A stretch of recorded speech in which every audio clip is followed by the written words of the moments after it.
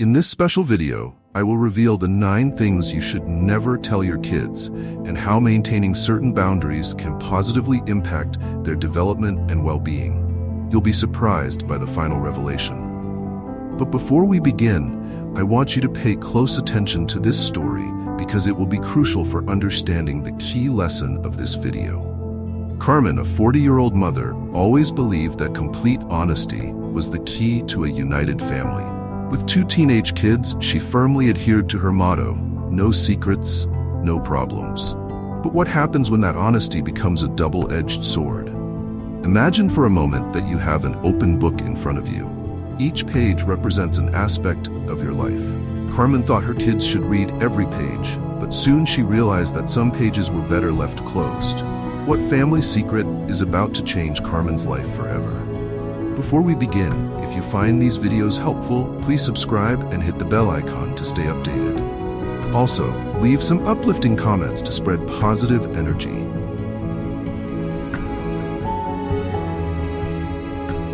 Have you ever wondered how a simple number in a bank account can change the entire dynamic of a household? The answer might surprise you. Imagine your bank account is like a pressure cooker. If you open it at the wrong time, everything inside could explode. That's exactly how Carmen felt when she accidentally shared information about her financial struggles with her kids. Suddenly, the atmosphere at home changed. The kids started worrying about things that shouldn't have been their responsibility.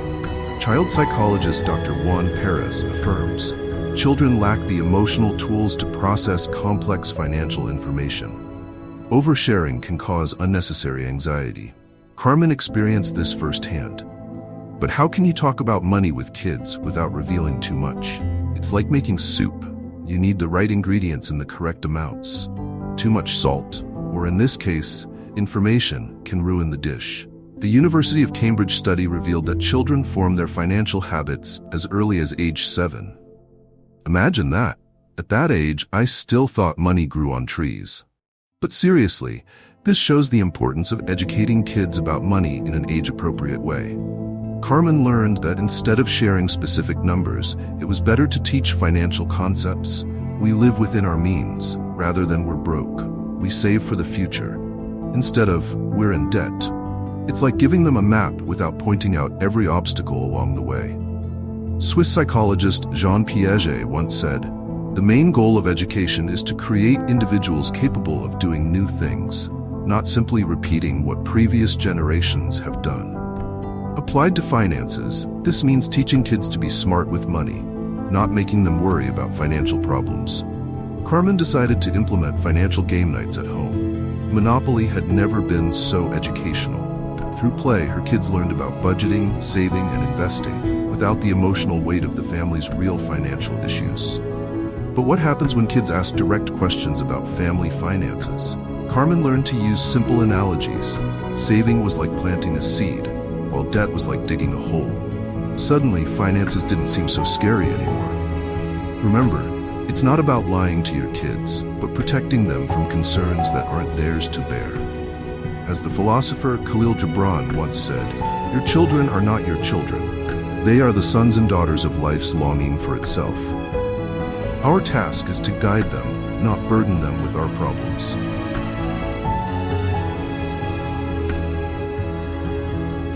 If you thought sharing everything with your kids was harmless, consider what happened in Carmen's home one night. After a heated argument with her husband about work schedules, Carmen made the mistake of venting to her kids. "Your father is never home," she told them, seeking allies in her frustration. What she didn't realize was that she had just opened an emotional Pandora's box. Dr. John Gottman, renowned for his research on marital relationships, warns when parents involve their kids in their conflicts, they unintentionally make them emotional referees. Carmen quickly realized the impact this had on her children. They felt caught in the middle, unsure how to respond. To avoid this, she implemented a closed-door rule at home. Serious discussions with her husband would happen privately, away from the curious ears of their kids. It was like having a boardroom meeting, just without coffee and cookies. But what happens when kids inevitably sense something is wrong? This is where strategic honesty comes into play. Carmen learned to say things like, "Mom and Dad are having a disagreement, but we are working through it." It's like giving them a summary without exposing them to the full story. This technique, known as active listening, helps address children's concerns without unnecessary details. Renowned pediatrician Dr. Benjamin Spock noted, "Children are great observers, but poor interpreters." It's crucial for parents to provide context and reassurance without turning their kids into confidants or mediators. Carmen and her husband also implemented regular date nights, not just to strengthen their relationship, but to show their kids that nurturing a marriage takes effort and dedication.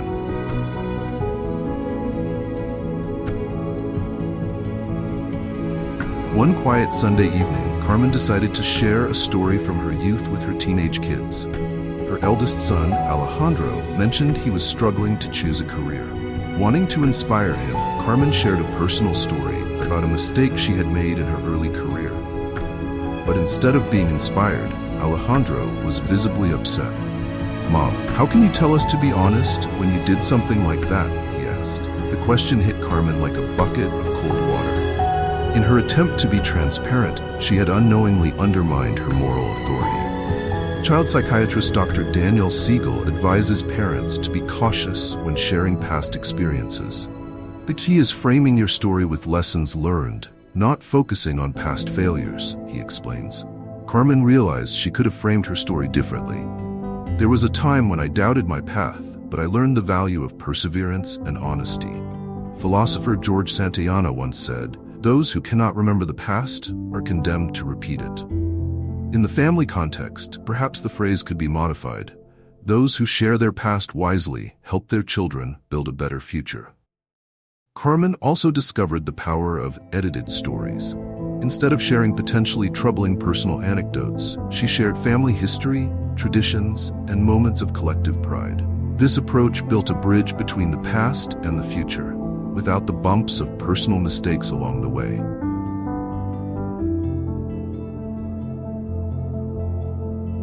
Have you ever thought that a simple compliment could become a lifelong burden for your child?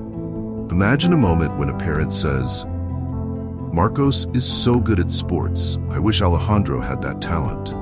What Carmen didn't realize was that Alejandro, her 10-year-old son, was close enough to hear the comment. The Greek philosopher Epictetus once said, "It's not things that disturb us, but our opinions about them."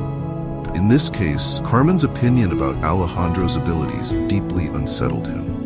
Child psychologist Dr. Haim Janot warned, "Comparisons are odious.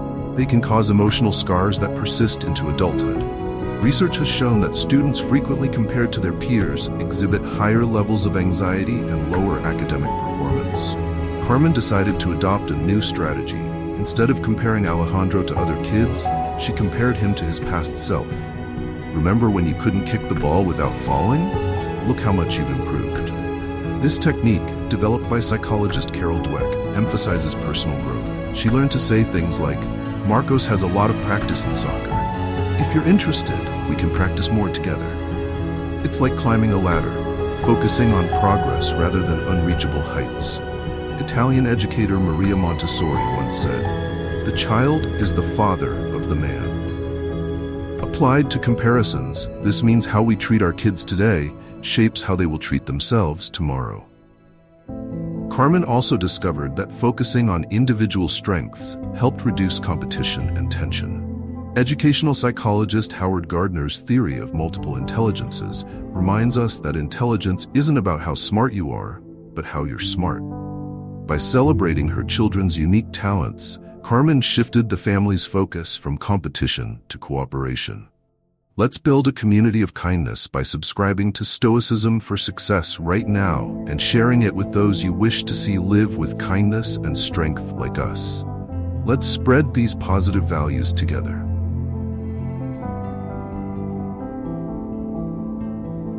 Carmen learned a hard lesson when her eldest son, Alejandro, announced he wanted to study art in college. Although she supported his passion, she had always imagined he would follow in her footsteps in the business world. Parental expectations are like water for plants. Too little and the child withers, too much and they drown. Carmen wondered if she had been unconsciously flooding Alejandro with her own unspoken hopes. Philosopher Jean-Paul Sartre once said, "Man is condemned to be free." In parenting, this could mean children are destined to choose their own paths. Carmen understood her role was not to dictate, but to illuminate the possibilities. To balance guidance with freedom, she introduced dream conversations, monthly talks about her kids' aspirations without judgment or pressure. These chats became a safe space for exploration and self-discovery. When Alejandro expressed a desire to travel the world as an artist, Carmen chose to manage her fears rather than impose limits. She realized that allowing her children to pursue their dreams meant facing her own uncertainties with courage.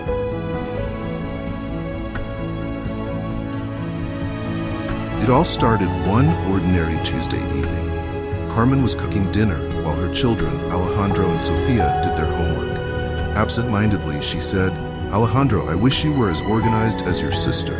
Researchers have found that children who perceive parental favoritism are more likely to develop behavioral problems and struggle with relationships. Dr. Daniel Siegel, a child psychiatrist, suggests parents should acknowledge differences without creating comparisons. Carmen quickly realized how her words, though well-intentioned, had fueled insecurities in both children. Alejandro felt undervalued, while Sofia felt pressured to maintain her perfect image.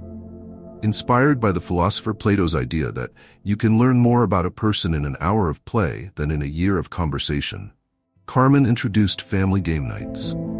These relaxed moments help reduce sibling rivalry and foster deeper connections. She also committed to spending one-on-one time with each child, tailoring activities to their interests. With Alejandro, she explored art museums. With Sofia, she enjoyed cooking afternoons. These personal moments strengthened bonds and diminished the need for comparisons.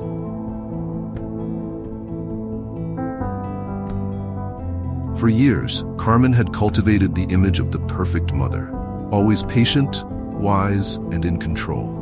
Her children saw her as a superhero capable of solving any problem with a smile. But even superheroes have their weak moments. One day, after a particularly challenging day at work, Carmen accidentally spilled a glass of juice and broke down in frustration.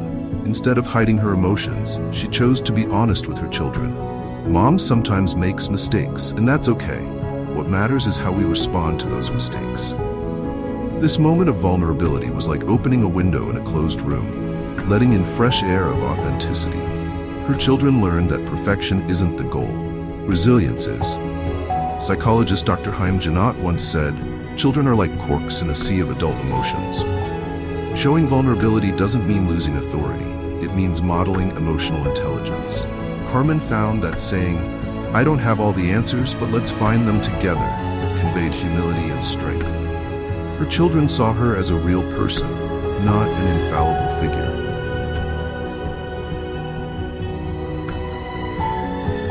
Carmen's life took an unexpected turn when she discovered a hidden family secret. While organizing old family letters, she found one revealing that her grandfather, long believed to be a war hero, had actually deserted his post. Dr. Evan Imber Black, an expert in family secrets, explains secrets can be both protective and destructive. The key is understanding their impact on the family dynamic. Carmen faced a difficult choice. Should she share this secret with her children? On one hand, she valued honesty. On the other, she feared tarnishing their image of their great-grandfather. After much thought, she decided to share the truth thoughtfully. She gathered her children and said, "Remember all the stories I told you about your great-grandfather? Well, there's more to his story."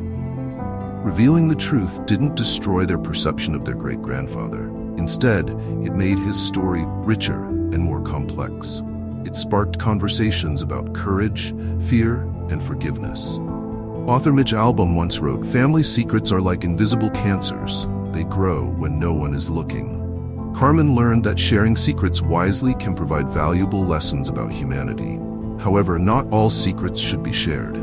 Carmen developed an impact test before revealing sensitive information. How will this affect my children? Will it provide meaningful insight or cause unnecessary distress? Philosopher Soren Kierkegaard said, "Life can only be understood backwards, but it must be lived forwards." Carmen learned that while the past holds lessons, its stories should be told with care and context.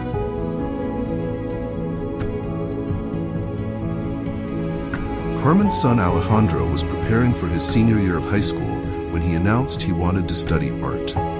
Though supportive, Carmen had always envisioned him pursuing a business career like hers. Parental expectations can shape a child's life. Even when left unspoken, they are like water for plants: too little and the child withers, too much and they drown. Philosopher Jean-Paul Sartre said, "Man is condemned to be free." Applied to parenting, this means children must be free to choose their own paths. Carmen realized her role was not to dictate Alejandro's future, but to illuminate the possibilities. She held monthly dream conversations with her kids, open discussions about their hopes and aspirations, free from judgment or pressure. When Alejandro expressed a desire to travel and create art, Carmen managed her own fears rather than imposing limits. Supporting her children's dreams meant facing her uncertainties with courage. By doing so, Carmen learned that guiding children isn't about control. It's about helping them see their options clearly while giving them the freedom to choose their path. Closing thoughts: wisdom in silence. In the end, Carmen discovered that sometimes the most profound lessons come from what we choose not to say. As the Stoic philosopher Epictetus reminds us, we have 2 ears and 1 mouth so that we can listen twice as much as we speak. Carmen practiced the 5-second rule before responding to her children. This brief pause allowed her to choose her words carefully, or sometimes say nothing at all. She also embraced reflective silence, responding with, "That sounds important. Let me think about it for a moment." This small habit taught her children that their words mattered. University of California studies show that children with parents who practice active listening and thoughtful silence demonstrate higher levels of emotional resilience. Carmen realized that wise silence is not about withholding, it's about creating space for meaningful conversations. As a result, her children felt heard, respected, and valued. In the orchestra of life, knowing when to pause can be as important as knowing when to play. This balance transformed Carmen's parenting journey into a powerful lesson in wisdom, empathy, and love. Thank you for watching this video. Let's support our wonderful community by hitting subscribe and turning on notifications right now. Show everyone that you're living kindly by liking the video and sharing your experiences in the comments. Take action now to spread positive energy.